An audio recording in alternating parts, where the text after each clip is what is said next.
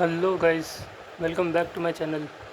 सो guys, आज हम लोग एक बहुत ही इंपॉर्टेंट टॉपिक करने वाले हैं जिसका नाम है पार्टनरशिप एंड वेरिएशन। देखिए, ये टॉपिक सिर्फ मैथ्स में ही नहीं बाकी रियल लाइफ में भी काफ़ी यूज़ होता है। जैसे कि अगर आप मान लीजिए कोई बिज़नेस कर रहे हैं तो उस बिज़नेस में आपके साथ में कोई और भी है, दो लोग हैं या दो से ज़्यादा लोग हैं। तो जो बिज़नेस में प्रॉफिट होगा वो प्रॉफिट किस तरह से सब लोगों में डिवाइड होगा, अगर लॉस हुआ तो लॉस किस तरह से सब में डिवाइड होगा, ये सब चीज़ें बताती है हमें पार्टनरशिप में। ठीक है। और वेरिएशन क्या होता है? वेरिएशन एक्चुअली ये होता है कि अगर मान लो कोई चीज़ बढ़ रही है तो उसके साथ वाली चीज़ जो है वो बढ़ेगी या कम होगी, वो डिपेंड करता है उसका वेरिएशन पे। ठीक है। तो जैसे अगर मान लो प्रॉफिट होता है तो सब लोगों को जो प्रॉफिट मिलेगा, जितने लोगों में बटेगा वो भी बढ़ेगा। ठीक है। तो ये सब चीज़ आती है पार्टनरशिप और वेरिएशन में। ये टॉपिक काफ़ी सारे कंपटीशन एग्जाम में पूछा जाता है, तो ये काफ़ी इंपॉर्टेंट टॉपिक है, इसलिए इसको ध्यान से समझिएगा। ठीक है। मान लीजिए कि आपने एक बिज़नेस है, मान लो दो लोग हैं, एक ए है और एक बी है। ठीक है। एक बिज़नेस में ए ने जो है 2,000 रुपये लगाए और बी ने भी उसी बिज़नेस में 3,000 रुपये लगाए। ठीक है। और मान लो फिर उस बिज़नेस में आगे जो है प्रॉफिट होता है कितने का? 10,000 का। तो अब ये जो 10,000 का प्रॉफिट हुआ है, ये 10,000 का प्रॉफिट में से 2 को कितना मिलेगा और 3 को कितना मिलेगा, ये कैसे पता करें? ये चीज़ें हमें पता चलती है पार्टनरशिप और वेरिएशन से। ठीक है। तो आज के इस वीडियो में हम ये पूरा सीखने वाले हैं कि किस तरह से जो है बिज़नेस में प्रॉफिट है वो जो पार्टनर्स में डिवाइड होता है, किसको कितना मिलता है, कितना प्रॉफिट होता है, कितना लॉस होता है, ये सारी चीज़ें हम इस वीडियो में देखने वाले हैं। ठीक है। अब देखिए, पार्टनरशिप में हमारे पास में ना 3 टाइप के कॉन्सेप्ट आ जाते हैं। एक आता है सिंपल पार्टनरशिप, एक आता है कंपाउंड पार्टनरशिप और एक आता है वर्किंग पार्टनर। ठीक है। मैं इस वीडियो में आप लोग को टेंशन लेने की ज़रूरत नहीं, मैं तीनों चीज़ें बताऊंगा कि सिंपल पार्टनरशिप क्या होती है, कंपाउंड में क्या होता है, वर्किंग पार्टनर में क्या होता है। ठीक है। तो सबसे पहले हम स्टार्ट करते हैं सिंपल पार्टनरशिप से। तो सबसे पहले हमारे पास में आ जाता है सिंपल पार्टनरशिप। अब देखिए, सिंपल पार्टनरशिप के अंदर क्या है, सिंपल पार्टनरशिप में ये बोला गया है कि जो प्रॉफिट होता है वो डायरेक्टली प्रोपोर्शनल होता है इन्वेस्टमेंट के। ठीक है। यानी कि जब जो प्रॉफिट हुआ है वो कितना कितना डिवाइड होगा, वो डायरेक्टली डिवाइड होगा, वो डिपेंड करेगा हमारे इन्वेस्टमेंट में कि किस जने ने कितना इन्वेस्ट किया है। ठीक है। जैसे मान लेते हैं कि इन्वेस्टमेंट जो है ए ने करी है 2,000 रुपये की और बी ने करी है 3,000 रुपये की। ठीक है। तो जो इन्वेस्टमेंट का रेशियो है ए और बी का, वो कितना निकल के आता है? वो निकल के आया 2:3 में। तो ये जो है क्या है, ये है हमारे पास में इन्वेस्टमेंट का रेशियो। ठीक है। ये हमारे पास में क्या है? इन्वेस्टमेंट का रेशियो, यानी ए और बी ने 2:3 के अंदर में इन्वेस्ट किया है। तो मैंने क्या बोला, प्रॉफिट जो है वो डायरेक्टली प्रोपोर्शनल है इन्वेस्टमेंट के, यानी जो प्रॉफिट होगा ए और बी का वो भी कितना होगा? 2:3। ठीक है।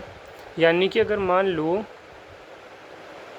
प्रॉफिट हुआ है 10,000 रुपये का, ठीक है, तो वो 10,000 रुपये जो है वो ए और बी में 2:3 के अंदर डिवाइड होंगे। तो अगर मैं जो है मैं ए के प्रॉफिट की बात करूं तो वो कितना आएगा? 2 डिवाइडेड में टोटल कितना है? 5 और ये कितना है? 10,000। तो कटेगा 2,000 से, या जाएगा 4,000। ठीक है।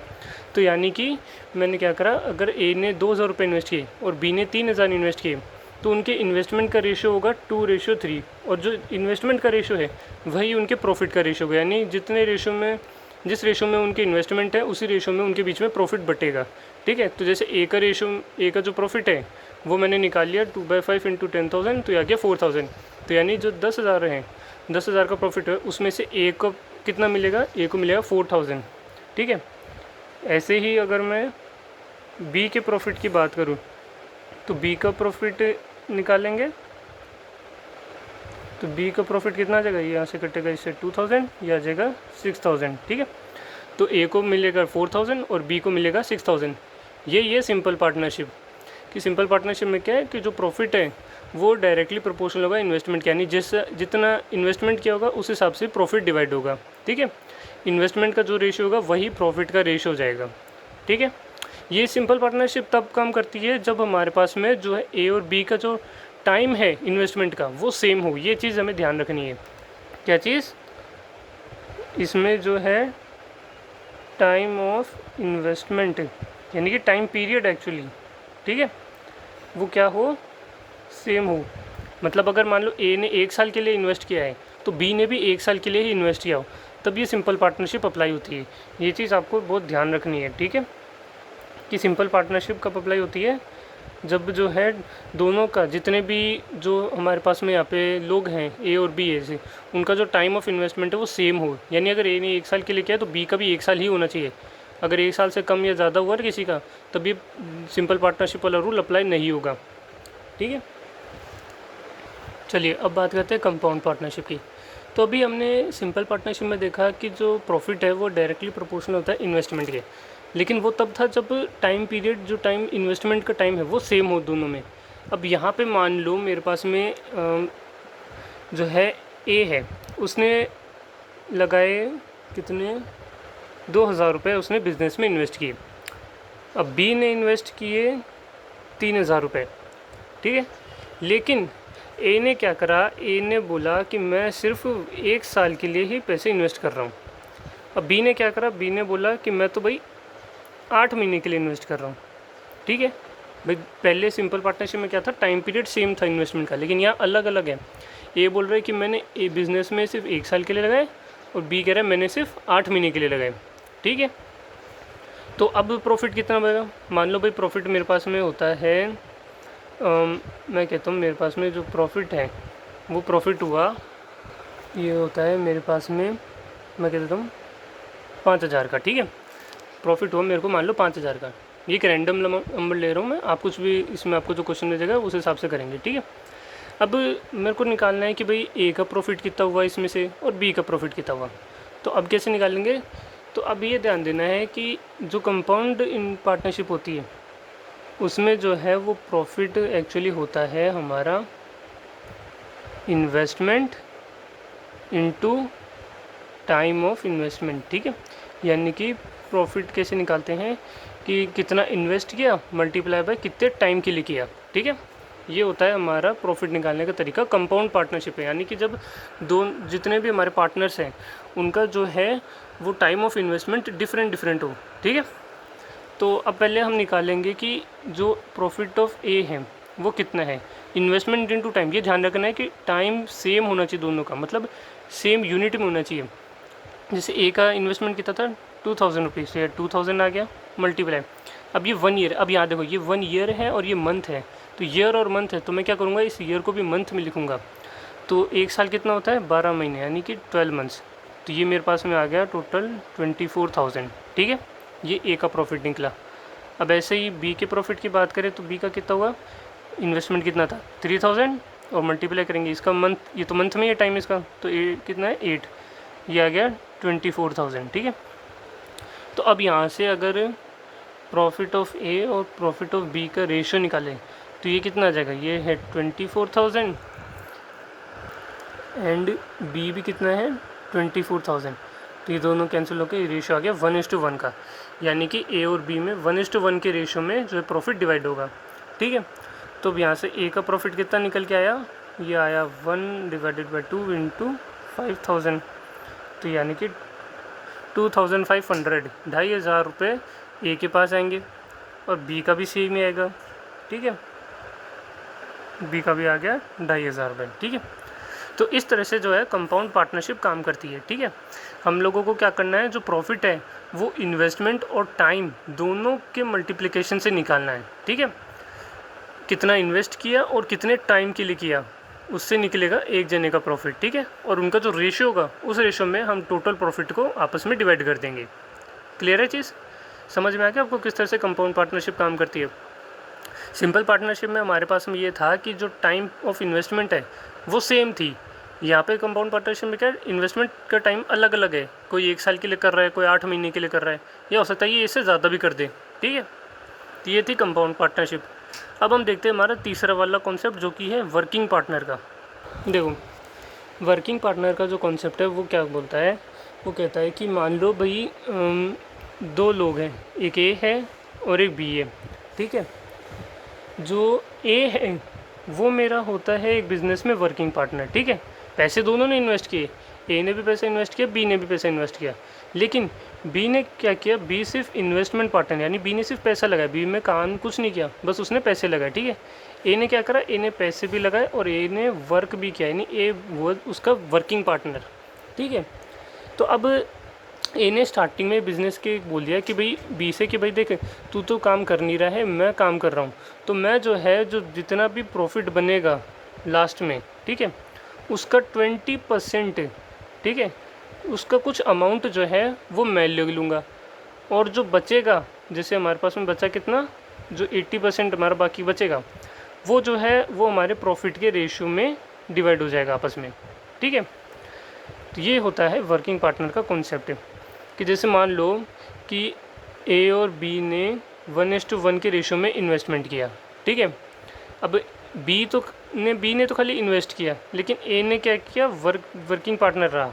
तो ए ने बोला कि भाई मैं प्रॉफिट का 20% लूँगा, तो मान लो प्रॉफिट हो गया कितना, प्रॉफिट हुआ मान लो 100 रुपये का, तो ए ने बोला कि भाई 100 रुपये में से 20 रुपये तो मैं लूँगा क्योंकि मैं वर्किंग पार्टनर हूँ, और जो बाकी पैसे बचेंगे उसको हम हमारे प्रॉफिट के रेशो में डिवाइड कर लेंगे, यानी 1:1 के रेशो में।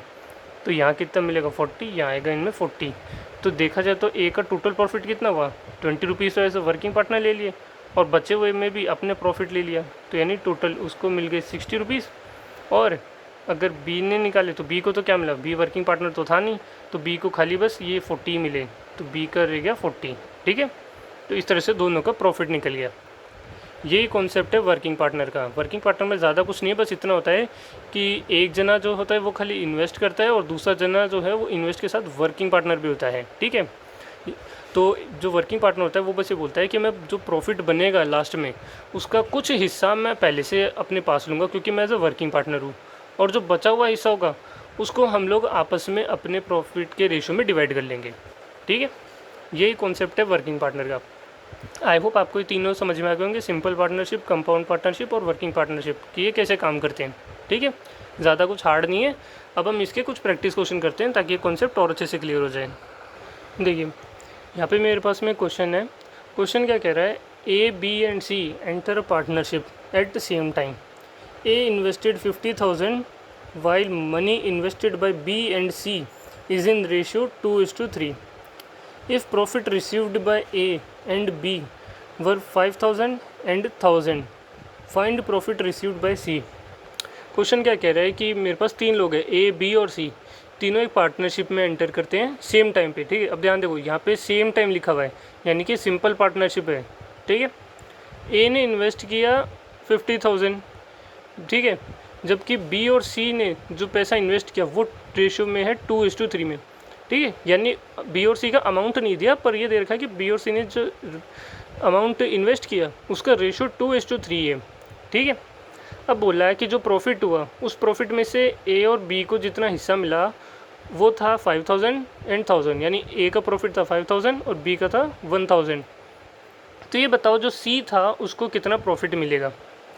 अब देखो इसमें कहीं पे भी ये नहीं बोला कि ए इतने टाइम के लिए पार्टनरशिप में था, बी इतने टाइम के लिए था, तो यानी कि टाइम पीरियड की बात नहीं कही, यानी टाइम सबका सेम है, तो यानी ये सिंपल पार्टनरशिप का क्वेश्चन है, ठीक है। अब मैं पहले ये देख लेता हूँ कि मुझे क्या क्या चीज़ें दे रखी है। मुझे बोला है कि ए ने जो है 50,000 इन्वेस्ट किया, ठीक है, 50,000 लिख लिया।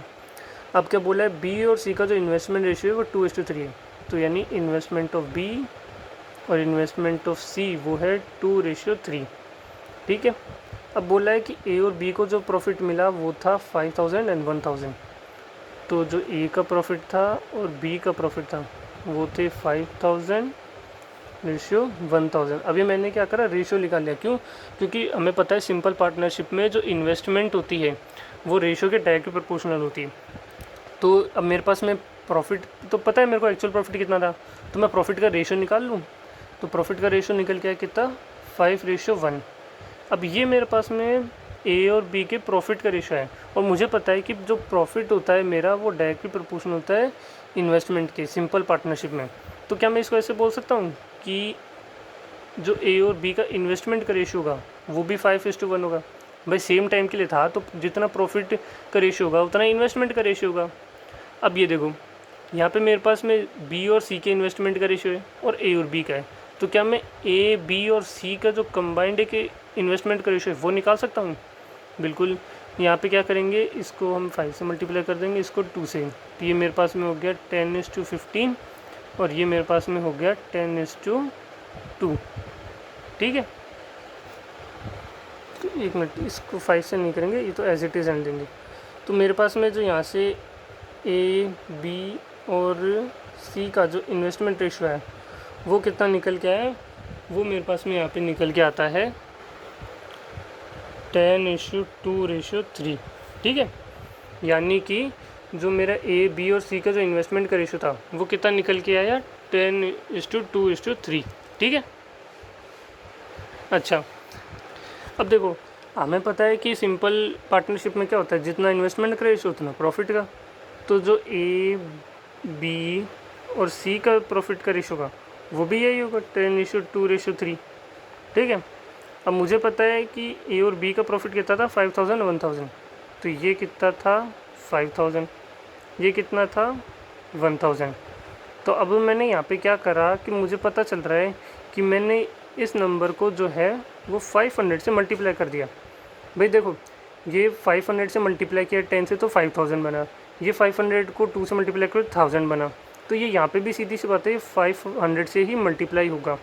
ठीक है, तो मेरे पास में जो सी का प्रॉफिट आएगा वो कितना आ जाएगा, वो मेरे पास में आ जाएगा 1,500।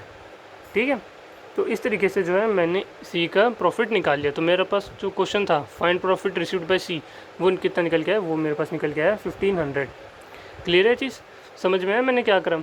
एक बार वापस देखिए, मुझे बोला था कि ए ने 50,000 इन्वेस्ट किए और बी और सी के इन्वेस्टमेंट का रेशियो 2:3।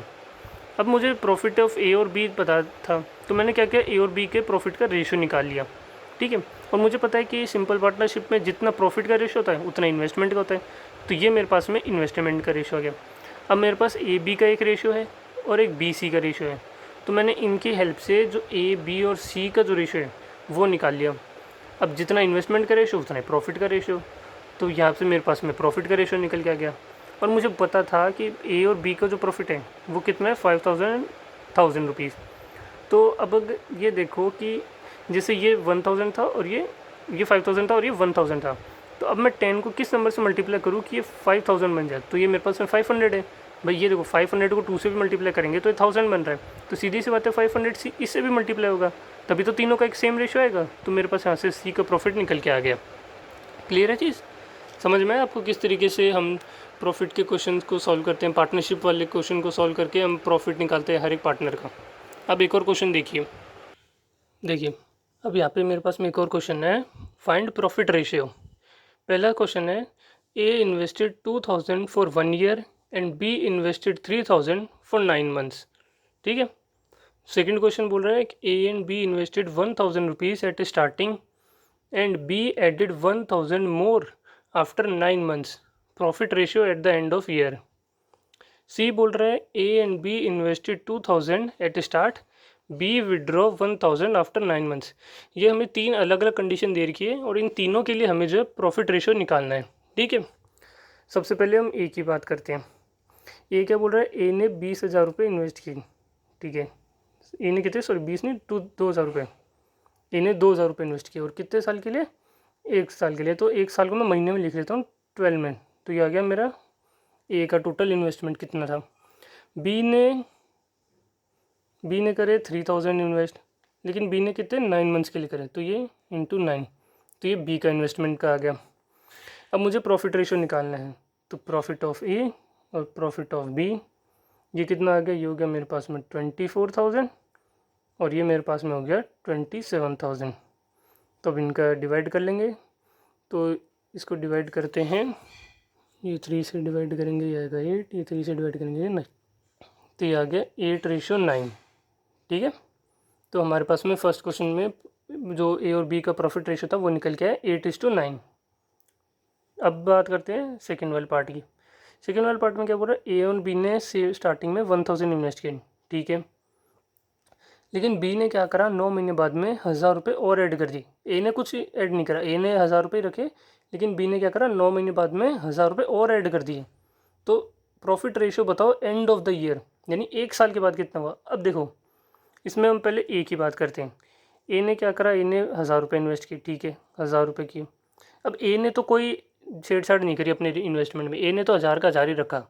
तो ए ने तो पूरे साल भर तक 1000 रुपये रखे, तो ए का तो टोटल इन्वेस्टमेंट टाइम पीरियड रहा 12 मंथ्स का, ठीक है। लेकिन बी ने क्या करा, बी ने कैसे करा, बी ने भी पहले तो लगाए 1000 रुपये, ठीक है। ध्यान से समझना इस चीज़ को कि ये मैं क्या कर रहा हूँ। देखो बी ने 1000 रुपये इन्वेस्ट किए, बी ने भी स्टार्टिंग में, लेकिन बी ने 9 महीने बाद में 1000 रुपये और डाल दिए, यानी ये 1000 रुपये पहले उसने 9 महीने तक तो यही रखे, ठीक है। ये 9 महीने तक तो ये 1000 रुपये रखे, फिर उसने 1000 रुपये और ऐड कर दिए, तो ये 1000 तो थे ही, इसमें 1000 और डाल दिए, तो ये हो गए 2000। अब कितने टाइम के लिए, यहाँ बोल रहे हैं एंड ऑफ ईयर, यानी 1 साल के बाद। तो 9 महीने तक तो पहले ही वो 1000 रुपये डाल चुका है, तो 9 महीने के बाद उसने 1000 रुपये और डाले, तो बाकी के 1000 रुपये जो ये 2000 थे टोटल, ये कितने टाइम के लिए थे, ये टाइम थे 3 महीने के लिए। भाई 9 महीने का तो पहले हो चुका है, और 1 साल के लिए बात करिए तो 1 साल में से 9 महीने तो हो गए, अब बचे कितने, 3 महीने, तो 3 महीने के लिए उसके 2000 रुपये इन्वेस्ट हुए, ठीक है। तो ए का टोटल इन्वेस्टमेंट कितना आ गया, ये 9000 और ये 6000, ये आ गया 15000, ठीक है। तो यहाँ से हमारे पास में जो है बी का इन्वेस्टमेंट आ गया, और ये ए का हो गया 12000। अब यहाँ से जो ए और बी का प्रॉफिट का रेशियो है वो कितना आ गया, ये हो गया 12000, ये हो गया 15000। 0 से 0 कटा है, 3 से काटेंगे 4, 3 से काटेंगे 5, तो इनका रेशियो आ गया हमारे पास में कितना, 4:5, ठीक है। ये चीज़ ध्यान से समझना कि क्या बोला है। दोनों ने देखो, इसको ध्यान से देखो एक बार वापस, ए और बी ने स्टार्टिंग में सेम टाइम पे स्टार्ट करा और 1000 रुपये इन्वेस्ट किए, ठीक है, दोनों ने 1000 रुपये इन्वेस्ट किए। अब ए ने तो अपने इन्वेस्टमेंट में कोई छेड़छाड़ करी नहीं, ए ने तो पूरे 1 साल तक 1000 रुपये ही रखे, तो ए का तो 12 महीने का निकल गया। अब बी ने क्या करा, 9 महीने बाद में 1000 रुपये और डाल दिए, तो पहले 9 महीने तक तो उसने 1000 रुपये रखे, फिर बचे हुए टाइम में यानी बचे हुए 3 महीने में उसने क्या करा, 1000 रुपये और डाल दिए, तो उसके 1000 पहले से थे, 1000 और डाल के तो टोटल हो गया 2000। तो इस हिसाब से उसका टोटल इन्वेस्टमेंट निकल के आ गया 15000 रुपये, ठीक है। एंड इस तरीके से फिर मैंने जो है उसका इन्वेस्टमेंट निकाल लिया और उसका प्रॉफिट का रेशो निकाल लिया। अब ये तो हमने देख लिए 2 पार्ट, अब इसका लास्ट पार्ट देख लेते हैं, सी वाला। देखो सी वाला पार्ट क्या कह रहा है, ए और बी ने वही स्टार्टिंग में 2000 रुपये इन्वेस्ट किए, ठीक है भाई, ए और बी दोनों इन्वेस्ट किए 2000 रुपये, ठीक है। अब बी ने क्या करा, बी ने तो 1000 रुपये निकाल लिए इस बार 9 महीने बाद, पहले क्या करा था 1000 रुपये डाले थे, इस बार 1000 रुपये उसने निकाल लिए। ए ने तो कोई चेंज नहीं करा, तो ए ने तो 1 साल तक वही रखे पैसे, ठीक है। तो ए के तो हो गए टोटल 24000। बी ने क्या करा, 9 महीने बाद में निकाले, ध्यान रखना 9 महीने बाद निकाले, तो यानी 9 महीने तक तो उसने 2000 ही रखे थे, तो 9 महीने तक तो ये उसके 2000 हो गए।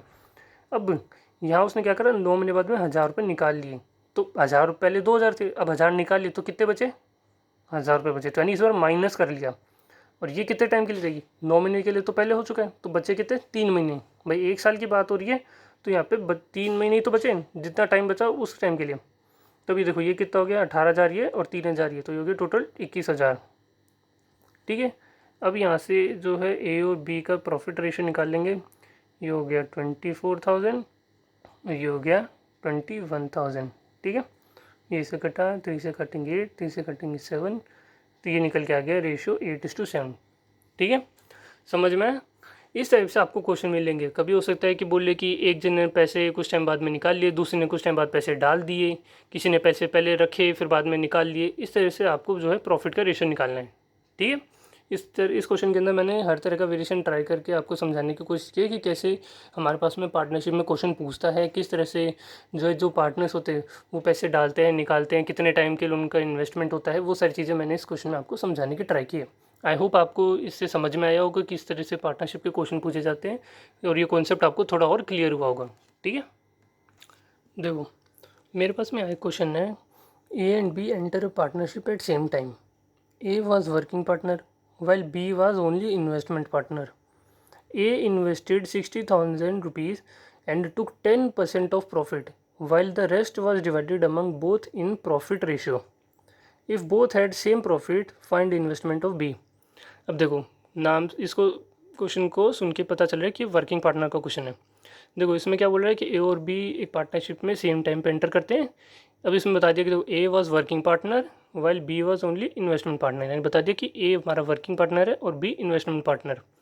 अगर ए ने 16,000 रुपीज़ लगाए एंड ए ने 10% प्रॉफिट पहले ही ले लिया, मतलब ए ने बोला कि भाई मैं 16,000 रुपीज़ लगा रहा हूँ और जो प्रॉफिट होगा इस बिज़नेस में उस प्रॉफिट का 10% तो मैं पहले से ही ले लूँगा क्योंकि मैं वर्किंग पार्टनर हूँ, और जो बचेगा, जो रेस्ट वाला जो बचेगा, उस 90% जो प्रॉफिट बचेगा वो हम दोनों में यानी ए और बी में डिवाइड हो जाएगा हमारे प्रॉफिट के रेशियो में।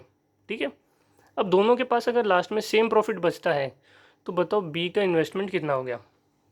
क्वेश्चन समझ में आया आपको? अब देखते हैं। देखो मुझे यहाँ पे ये बोला है कि ए जो है मेरा वर्किंग पार्टनर है, बी जो है वो मेरा इन्वेस्टमेंट पार्टनर है, एंड क्योंकि ए जो है वर्किंग पार्टनर है, ए बोलता है कि जो प्रॉफिट होगा उसका 10% तो मुझे मिलेगा ही। ठीक है। और बचे हुए का जो है हम आपस में हमारे प्रॉफिट के रेशियो में डिवाइड कर लेंगे। ठीक है। तो अब देखो, अब मुझे बस इतना पता है कि ए ने इन्वेस्ट किया है 16,000 रुपीज़ और लास्ट में जो हम दोनों के पास प्रॉफिट आता है यानी ए और बी के पास लास्ट में जितना टोटल प्रॉफिट बचता है जो वो दोनों का सेम होता है। अब देखो मैं क्या करूँगा, मैं मान लेता हूँ कि जो मेरा प्रॉफिट हुआ था, ठीक है, वो हुआ था 100 रुपीज़ का। तो अब क्वेश्चन के हिसाब से क्या होगा, 100 रुपीज़ के हिसाब से भाई 10% तो चला गया वर्किंग पार्टनर ए के पास में। ठीक है। तो ए के पास में ये 10 रुपीज़ आ गए। अब बचा कितना, बचा 90 रुपीज़। अब ये 90 रुपीज़ इन दोनों में डिवाइड हो गया इनके जो है प्रॉफिट के रेशियो में। ठीक है। तो अब ये देखो मेरे को ए की तो इन्वेस्टमेंट मालूम है लेकिन बी की पता ही नहीं है। तो अब लेकिन मेरे को ये बोला है कि जो फाइनल जो इन दोनों का आता है प्रॉफिट, यानी जो टोटल प्रॉफिट है ए का और टोटल जो प्रॉफिट है बी का, ये क्या है, दोनों सेम है। तो यानी कि 10 रुपये तो यहाँ पे ए को पहले से मिल गए, अब यहाँ पे भी कुछ रुपए मिलेंगे। ठीक है। तो डेफिनेटली यहाँ पे बी को तो कम मिल रहा है लेकिन लास्ट में क्या बोल रहा है कि प्रॉफिट टोटल दोनों का सेम है। तो मुझे इस ए और 90 रुपीज़ को ए और बी में कुछ इस तरीके से डिवाइड करना है कि लास्ट में ए का मिला के टोटल और बी का टोटल जो है वो सेम आ जाए। तो मैं इनको 45 नहीं दे सकता क्योंकि भाई ये ए 45 तो ये रहा और ये 10 ये रहा, तो ये कितना हो गया, ये तो हो गया 55। तो ए का तो 55 हो गया टोटल और बी का 45 रहा। तो भाई या तो मुझे टोटल तो प्रॉफिट सेम रखना है। तो मैं क्या करूँगा, मैं इसको 45 ना देके इसको 40 दूंगा और इसको 50 दूंगा। अब ये मैंने 10 का डिफरेंस क्यों रखा दोनों में, क्योंकि यहाँ ए पहले से ही 10, ए को तो 10 रुपीज़ तो मिल ही रहे हैं। तो मैं क्या करूँगा, यहाँ पे बी को 10 रुपये ए से ज़्यादा दे दूंगा। तो ए को यहाँ पे मैंने बी को 50 दे दिए और यहाँ ए को 40 दे दिए 90 में से। ठीक है। तो अब यहाँ पे देखो अब मेरा काम हो गया, भाई ये 40 रुपीज़ यहाँ थे तो ए का क्या हो गया, ये 40 रुपीज़ तो ये रहे, ये 10 रुपीज़ यहाँ से मिल गए वर्किंग पार्टनर के, तो ए का टोटल 50 रुपीज़ हो गया और बी को तो यहाँ से 50 मिल ही रहा है। तो अब देखो मेरा यहाँ से जो है सेम आ गया, टोटल प्रॉफिट दोनों का सेम हो गया। ठीक है। तो इस तरीके से मैंने क्वेश्चन सॉल्व किया। अब मुझे बोला है कि ए का बी का इन्वेस्टमेंट क्या है। अब देखो यहाँ पे मुझे बोला है टोटल प्रॉफिट सेम है, यानी जो ए का प्रॉफिट है और बी का टोटल प्रॉफिट है वो सेम, यानी कि मैं 1:1 है। तो सीधी सी बात है भाई ए की इन्वेस्टमेंट और बी की इन्वेस्टमेंट वो भी सेम होगी डेफिनेटली, है ना। लेकिन अब ये देखो कि ये तो एज अ इसने ले लिया क्या, अपना वर्किंग पार्टनर बनने का कमीशन। एक्चुअल प्रॉफिट तो ये है ना दोनों का 40 और 50। एक्चुअल देखा जाए तो प्रॉफिट दोनों में 40-50 की रेशियो में था। भाई ये तो वर्किंग पार्टनर बनने के लिए उसने ले लिया, प्रॉफिट तो ये डिवाइड हुआ दोनों में। तो देखा जाए तो यहाँ पे प्रॉफिट होना चाहिए ये 40 और ये 50 का। तो उस हिसाब से तो दोनों के बीच में नंबर निकल के है 4:5 का। ठीक है। अब अगर ये ए का जो 4 है वो एक्चुअल में 16,000 है तो ये बी का कितना होगा। ठीक है। भाई देखा जाए तो ये इसका कितना है, ये इसका 4,000 टाइम्स है। तो सीधी सी बात है इसको भी 4,000 टाइम्स करना पड़ेगा। तो यहाँ से मेरा बी का इन्वेस्टमेंट निकल के आ गया 5 × 4,000 यानी कि 20,000। क्लियर है चीज़। तो ये थी हमारी वर्किंग पार्टनर का एक प्रैक्टिस क्वेश्चन, ठीक है, किस तरह से मैंने निकाला। भाई देखो, हो सकता है ये आपसे आगे आप लोग को ठीक से समझ में नहीं आया कि क्या हुआ, तो देखो दोबारा देखो। मुझे बोला था कि ए मेरा वर्किंग पार्टनर है और बी मेरा इन्वेस्टमेंट पार्टनर है। अब लास्ट में बोला है कि भाई ए ने तो 10% अपना पहले से ले लिया प्रॉफिट में से, क्योंकि वो वर्किंग पार्टनर है, और बचा हुआ जो है वो उनके प्रॉफिट के रेशियो में डिवाइड हो गया। लेकिन लास्ट में जो टोटल प्रॉफिट दोनों को मिला है, टोटल पैसा जितना मिला उस प्रॉफिट में से, वो दोनों का सेम था। तो मैंने देखो अभी यहाँ क्या करा, मैंने मान लिया प्रॉफिट 100 रुपीज़ था, ठीक है। तो अब 100 रुपीज़ था, तो पहले भाई 10% तो ए का चला गया क्योंकि वो वर्किंग पार्टनर है, तो बचा कितना 90 रुपीज़। अब ये 90 रुपीज़ दोनों में इस तरह से डिवाइड करें कि नेट प्रॉफिट दोनों का सेम आ जाए। तो मैंने क्या करा, ये 40-50 का डिवाइड दे दिया, क्योंकि भाई ए को 10 तो मिल ही रहा है, तो बी को मैं यहाँ पे 10 से थोड़ा ज़्यादा दे देता हूँ बी ए से, ताकि मेरा यहाँ पे जो है नेट बराबर हो जाए। तो हो गया, देखो यहाँ 40 ए का तो 40 और 10 50 हो गया, और बी का यहाँ 50 है ही, तो दोनों का प्रॉफिट नेट प्रॉफिट सेम आ गया, ठीक है। अब मुझे निकालना था कि बी की इन्वेस्टमेंट कितनी है। तो ये देखो कि जो प्रॉफिट डिवाइड हुआ है वो एक्चुअली 40 और 50 के रेशो में डिवाइड हुआ है, ठीक है। तो 40-50 के रेशो के हिसाब से तो इन्वेस्टमेंट भी फिर 4:5 आ गई, क्योंकि टाइम पीरियड तो सेम है, तो डायरेक्टली प्रोपोर्शनल हुआ इसके। तो अब अगर ये 4 जो है मेरा 16,000 है, तो ये 5 कितना होगा, तो मैंने देखा ये इसको 4,000 टाइम से मल्टीप्लाई हो रहा है, तो इसको भी मैंने 4,000 से मल्टीप्लाई कर दिया, और ये मेरा बी का इन्वेस्टमेंट आ गया। क्लियर है चीज़, समझ में आपको कि किस तरह से जो है पार्टनरशिप के क्वेश्चंस आते हैं। ये सब था इसके अंदर, हमें अब इसी टाइप के क्वेश्चंस आते हैं, और हम आगे आने वाली वीडियोस में इसके ऊपर और डिस्कस करेंगे, ठीक है। आई होप आपको वीडियो अच्छा लगा। वीडियो अच्छा लगे तो वीडियो को लाइक कर देना, चैनल पे नहीं हो तो चैनल को सब्सक्राइब कर लेना।